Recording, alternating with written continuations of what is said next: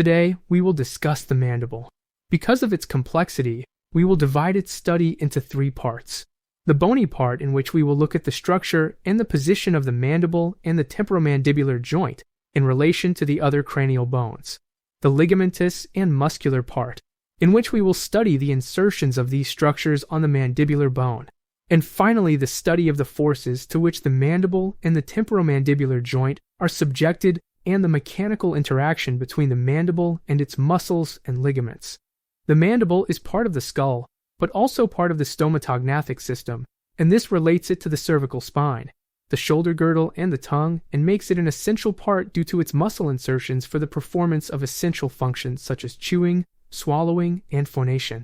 The stomatognathic system is the functional and anatomic relationship among the mandible, the teeth, the maxilla, the temporomandibular joint, that are the 2 condylar joints between the mandibular condyle or the head of mandible and the mandibular fossa of the temporal bone, the muscles of mastication, the vessels and nervous structures that nourish, and the soft tissues that constrict these structures.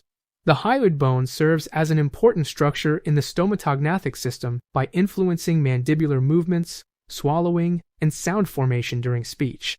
The hyoid is situated superior to the thyroid cartilage at the level of the C2, C3 vertebra.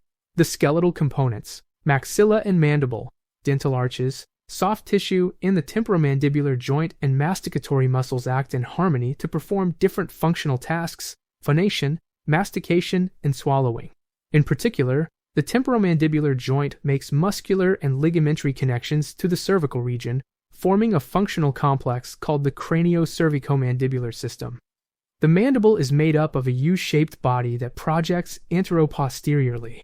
At the posterior ends of the body are the bilateral gonial angles, from which the rami extend vertically towards the articulation with the cranial base. The body has an outer face anteriorly and concave face posteriorly. At the center of the lower edge of the mandible's body, we can find the digastric fossa, an oval-shaped depression that serves as the site of origin of the anterior belly of digastric muscle that belongs to a group of muscles called the suprahyoid muscles. In the temporal bone, on the other hand, we found the digastric fossa from which the posterior belly of the digastric muscle originated. At the superior part of the body are present the alveolar processes, which are thickened ridges of bone located on the mandible and maxilla bones that accommodate the dental alveoli. The mandibular symphysis is found anteriorly in the midline, where the 2 constituent fetal bones fuse after birth. This is palpable as a small vertical ridge in the adult, which inferiorly splits to enclose a midline depression termed the mental protuberance, the edges of which are the mental tubercles. From the mental tubercles, the external oblique line runs posteriorly to the anterior border on the ramus. The bilateral mental foramina are an important landmark on the external mandibular surface, as it allows access to the mandibular nerve, a branch of the trigeminal nerve. The mandibular nerve branch emerges through the mental foramen as the mental nerve. This provides sensory innervation to the lower lip and chin. In the internal surface, we can find the mental spines, that are small midline paired, bony protuberances of the posterior lingual surface. There are usually 2 superior and 2 inferior spines, called the genial tubercle. They represent the anchor points of origin of the genioglossus and the inferior geniohyoid muscles. From there, the body is crossed obliquely by the mylohyoid line that starts from just below the posterior border of the 3rd molar and runs antero-inferiorly to fade into the midline. The mylohyoid groove is found behind and below the mylohyoid line, looking like a downward extension, form the bony lingula. This groove serves as a pathway for the mylohyoid nerve and blood vessels, which branch off from the main inferior alveolar nerve and vessels before they enter the mandible through the inferior alveolar foramen. The lingula of the mandible, also known as spic spine, is a triangular bony projection or ridge on the medial surface of the ramus of the mandible, immediately superior to the mandibular foramen, also called inferior alveolar foramen. It provides attachment for the sphenomandibular ligament. Below the middle part of the mylohyoid line lies the smooth submandibular fossa, which contains part of the submandibular gland. Further anteriorly, close to the midline, the sublingual fossa lies above the mylohyoid line and contains the sublingual gland. The ramus contributes to the lateral portion of the mandible on either side. The lateral surface of the ramus contains a portion of the oblique line, which begins on the external surface of the body inferiorly. This surface also provides the origin for the masseter muscle. Mirroring the insertion of the masseter muscle on the inner surface, we find the insertion of the medial pterygoid muscle. The internal surface of the ramus is perforated by the mandibular foramen, situated halfway between the anterior and posterior borders of the ramus at the level of the occlusal surfaces of the lower teeth, and through which the inferior alveolar nerve and vessels enter the mandibular canal, ultimately terminating at the mental foramen. The anterior border of the ramus terminates superiorly as the coronoid process and the posterior border as the condyloid process. The condyloid process consists of two portions, the neck and the condyle or head of the mandible. The neck is the thinner portion that projects from the ramus. The condyle is the most superior portion and contributes to the temporomandibular joint, with a biconcave fibrocartilaginous disc intervening between the condyle and the mandibular fossa of the temporal bone. The concave mandibular notch separates the coronoid process from the condyloid process. The retromolar fossa is a shallow fossa distal to the last molar and bounded medially by the lowest portion of the temporal crest and laterally by the external oblique ridge. The retromolar triangle is a portion of the retromolar fossa.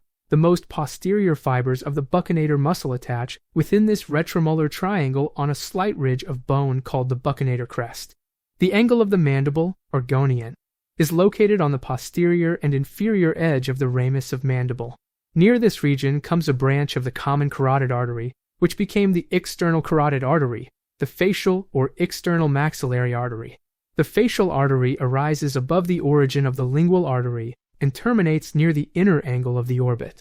Its course is tortuous, ascending along the lateral wall of the pharynx supported by the superior constrictor muscle, crossing the submandibular gland and winding to give the submental artery that runs over the mylohyoid muscle and distributes to the skin and muscles of the chin and lower lip.